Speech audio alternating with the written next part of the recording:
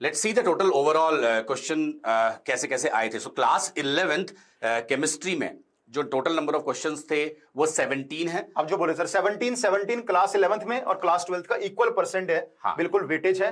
Maths में 11 और 23 है, बहुत डिफरेंस है, मतलब 12th में काफी ज्यादा वेटेज है। बट लास्ट ईयर में भी अगर आप देखोगे ना, हाँ। केमिस्ट्री में 11th के रेस्पेक्ट में 12th रिलेटिवली ज्यादा, जैसे अभी मैथ्स में आपने बताया 11th और 23, तो केमिस्ट्री में स्पेसिफिकली 12th के जो क्वेश्चंस थे वो 11th से काफी ज्यादा थे। बट इस बार फर्स्ट टाइम है कि दोनों की बराबर है। मैथ्स में वही ट्रेंड है जनरली, और फिजिक्स में भी ऑलमोस्ट इक्वल है। 11th में बल्कि ज्यादा है 18 और 12th का 16, यानी कि फिजिक्स का पेपर स्लाइटली थोड़ा टफर साइड पे होगा। सो टोटल मिला के आप देख सकते हो 45 एंड 55%, जनरली यही रहता है ओवरऑल कि 45% और 55% तो 11-12th की वेटेज रहती है। See, the overall weightage for class 11th is 45 and class 12th is 55.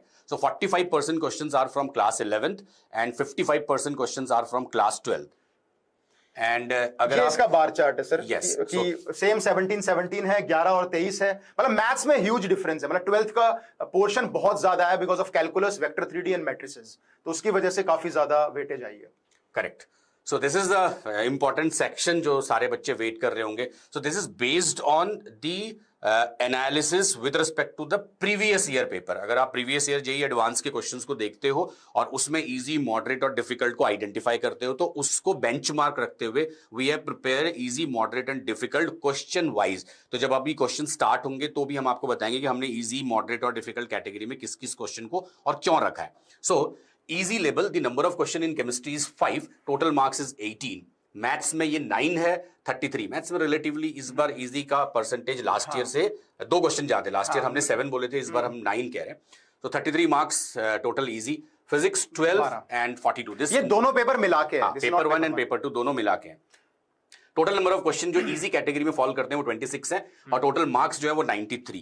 तो आप ये कह सकते हो पेपर 1 और पेपर 2 दोनों को अगर हम मिलाते हैं तो इजी जो क्वेश्चंस हैं वो 93 मार्क्स के, whereas the medium is 170 marks. Maximum paper मतलब मॉडरेट साइड पे था, है ना। अगर हम बात करें तो इजी लेवल पे सिर्फ 93 है, मीडियम पे 170 है और सर डिफिकल्ट 97 है। तो इसलिए paper sir moderate to difficult की कैटेगरी में आ जाता है। तो इजी वाले, अगर आप इजी भी देखते हो तो वो 93 है, अगर आप डिफिकल्ट देखते हो तो वो 97 है। और ये जेईई एडवांस का पेपर है तो रिलेटिवली थोड़ा डिफिकल्टी लेवल ऑल्दो सारे बच्चे एक्सपेक्ट करते भी हैं कि ज्यादा होगा। So the difficulty level of this question is 97 marks having 28 question. The medium level is 175 marks having 48 questions including PCM and both the paper 1 and paper 2, and the easy are 26 question having marks 93 including paper 1 and paper 2. So this is the overall easy, medium and difficult analysis based on previous JEE advance paper. हमने उनको benchmark रखते हुए इस paper की analysis की है। और sir एक चीज और इसमें हम देख सकते हैं, जैसे अगर आप देखो बेटा कि तीनों सब्जेक्ट्स में आपके जो क्वेश्चंस आए थे 34 क्वेश्चंस आए थे, तो आप यहां पे देख सकते हो कि 29 क्वेश्चन सर केमिस्ट्री में मीडियम टू डिफिकल्ट है और मैथ्स में 25 क्वेश्चंस मीडियम टू डिफिकल्ट है और फिजिक्स में 16 और 6 22 क्वेश्चन मीडियम टू डिफिकल्ट है। मतलब कहीं ना कहीं paper was on the medium to difficult side पे था। इजी का पोर्शन काफी कम है तीनों सब्जेक्ट्स में, दोनों पेपर में मिलाकर। और पेपर 2 बच्चे बोल रहे हैं सर स्लाइटली चैलेंजिंग था देन पेपर 1। यस, एंड कई बार ऐसा भी होता है कि हम जो 11th के क्वेश्चंस हैं अगर वो मॉडरेट भी है तो भी हम उसको डिफिकल्ट में रखते हैं, क्योंकि बच्चे क्लास 11th का कुछ टॉपिक क्लास मोड में कई बार भूल भी जाते हैं। तो इसलिए अगर वो मॉडरेट भी है तो भी हमने उसको स्लाइट डिफिकल्ट वे में रखा है, इसलिए भी ये मार्क्स 97 तक पहुंचे। सो ओवरऑल पेपर अगर हम प्रीवियस ईयर के रेस्पेक्ट में कंपैरिजन करें तो आइडेंटिकल है। The only difference in the chemistry is कि क्लास 12th का वेटेज रिलेटिवली क्लास 11th का वेटेज रिलेटिवली प्रीवियस ईयर के रेस्पेक्ट में थोड़ा ज्यादा है। बिल्कुल। ये बार चार्ट हो गया again same chemistry, maths, physics में कि कितना रेड पोर्शन आप देख सकते हो। ये डिफिकल्टी लेवल है, ब्लू वाला पोर्शन आपका मीडियम लेवल है। तो जो भी हमने आपको बताया, तो इजी का पोर्शन थोड़ा सा कम ही है। तो इजी आप ये कह सकते हो ये कट ऑफ में बहुत इंपॉर्टेंट रोल प्ले करता है। इजी एक बेंचमार्क है, वो तो आपको करना ही करना है। और अगर आप ब्लू वाले बेल्ट में 60-50% क्वेश्चन अटेम्प्ट कर लेते हो और रेड वाले में 10% भी क्वेश्चन अटेम्प्ट कर लेते हो तो आप बहुत अच्छी रैंक एक्सपेक्ट कर सकते हो। बट ये बेंचमार्क सबको क्रॉस करना पड़ेगा, दैट मीन्स 5, 9 और 12 का। ठीक है सर। फिजिक्स की अब एनालिसिस करें अगर चैप्टर वाइज, तो मैकेनिक्स वाज अराउंड 40%, थर्मल से 12% आया था, वेव से 5%, यूनिट डायमेंशन से 3% का, मतलब वो एक सवाल आया होगा। Electricity magnetism is 18%, optics 9%। तो अगर आप देखो तो मैकेनिक्स का पोर्शन ज्यादा है, तभी 11th में सर पोर्शन 11th में 18 सवाल आए हैं, 12th में 16 आए हैं, बिकॉज मैकेनिक्स जनरली आपकी 11th में आती है। तो ये आपका फिजिक्स का पूरा एनालिसिस है। इलेक्ट्रिसिटी मैग्नेटिज्म 12th क्लास का टॉपिक है, 18%, मॉडर्न फिजिक्स भी 12th है। तो कहीं ना कहीं मतलब 12th में ये दोनों बहुत भारी पड़े हैं और मैकेनिक्स काफी ज्यादा पूछी गई, इसी वजह से बच्चे बोल भी रहे थे कि फिजिक्स जो था थोड़ा सा कैलकुलेटिव और टफर साइड पे भी था। Yes, chemistry so this chemistry analysis, तो 12th की फिजिकल केमिस्ट्री 15% है। इसमें हमने इजी पार्ट में इसलिए भी रखा है क्योंकि 12th की फिजिकल केमिस्ट्री में देयर आर ओनली 4 चैप्टर। अगर मैं सरफेस केमिस्ट्री को हटाता हूं तो उससे 15% क्वेश्चन आए हैं।